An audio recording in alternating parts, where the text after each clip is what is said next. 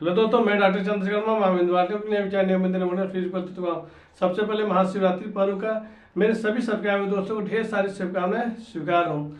और महाशिवरात्रि पर्व को लोगों को ये जानकारी है कि इस दिन माता पार्वती और भोलेनाथ की शादी हुई थी, जिसके उपलक्ष्य में हम लोग महाशिवरात्रि के पर्व को मनाते हैं, वो भी धूमधाम से मनाते हैं। लेकिन इसके पीछे ये सिर्फ यही रीजन नहीं रहा है, ये तो भाई ठीक है, ये मेन कारण है, लेकिन इसके पीछे का वजह क्या था कि उस समय माता सती हो चुकी थी और भोलेनाथ बाबा जो है वो कैलाश पर जाकर अंदर मतलब वो ध्यान में लीन हो गए थे। उनको उस ध्यान से निकालने के लिए लोगों ने सोचा कि अब इसका कैसे इनको ध्यान से बाहर निकाला जाए, लेकिन कोई भी कारण कोई भी रास्ता निकल नहीं पाया था। और साथ में तारकासुर नामक एक राक्षस दैत्य रहता है, जो ब्रह्मा जी से ये वरदान पा चुका रहता है कि हे बाबा, हे ब्रह्मा जी, मुझको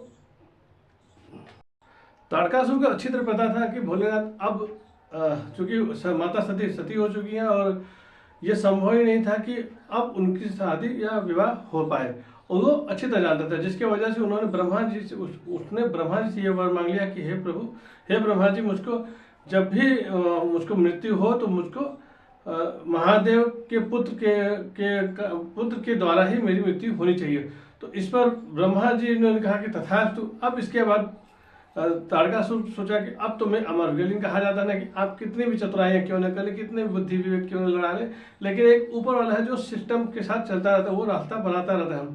इसके बाद उन्हें इधर देखा जाए तो हिमवंत मतलब हिमालय की जो पुत्री थे माँ पार्वती, वो भोले के अनन्य भक्त थी। उन्होंने भोले के साथ शादी करने का प्रण ले लिया कि मैं जब भी शादी करूँ तो भोले से ही करूँगी।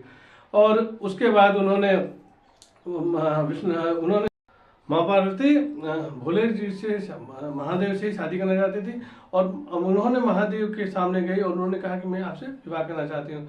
महादेव ने अपने उग्र रूप मतलब जिस रूप में थे जटाधारी भस्म लगा के उन्होंने कहा कि क्या तुम उसको इस रूप में भी मुझे शादी करना चाहोगे। तो माँ पार्वती नहीं, क्योंकि उन्होंने कहा कि नहीं, मैं जब भी करूँगी शादी आपसे ही करूँगी। इस पर महादेव खुश हो जाते हैं और उसके बाद उनका और महादेव की शादी हो जाती है।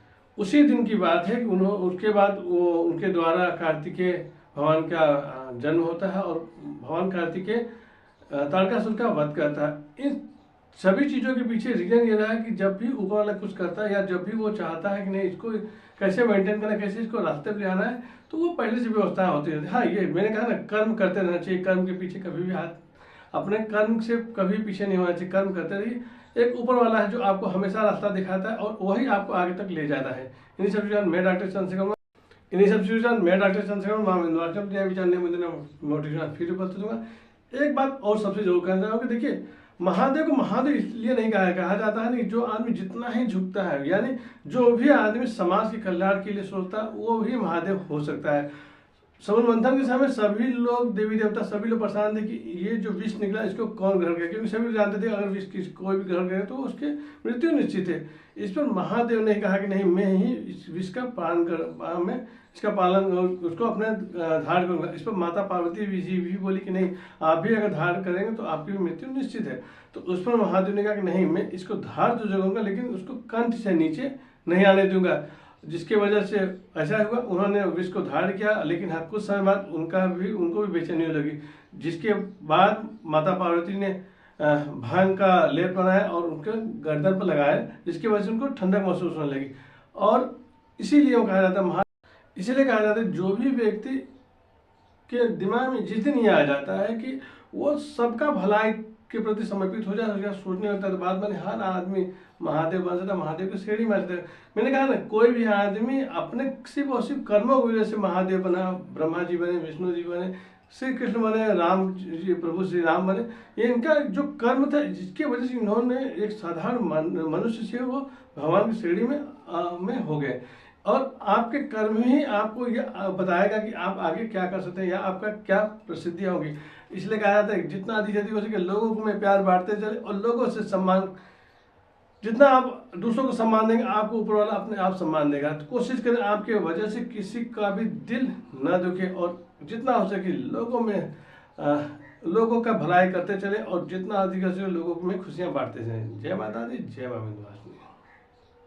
फिर एक बार हर हर महादेव।